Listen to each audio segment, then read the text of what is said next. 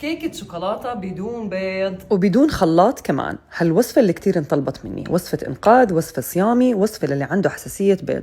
ما رح تصدقوا إنها بدون بيض. شوفوا المسامات والهشاشة. يلا نبلش.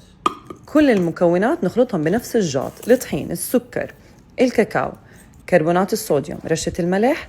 نخلطهم، نضيف المي الدافية، الزيت، نخلط الفانيلا، وآخر شيء الخل قبل ما نصب بالقالب. وهيك صارت جاهزة. الخل هو اللي بيتفاعل مع الكربونات وبيخليها تنفش.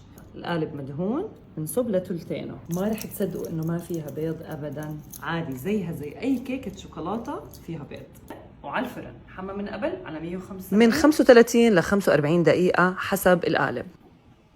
وهيها جهزت. بتصدقوا انه هاي الكيكة بدون بيض؟ وزينوها بالصوص اللي بدكم إياه. مش بس طعمتها زاكية وما رح تصدقوا انها بدون بيض، كمان تقدروا تعملوها بالشكل اللي بدكم اياه.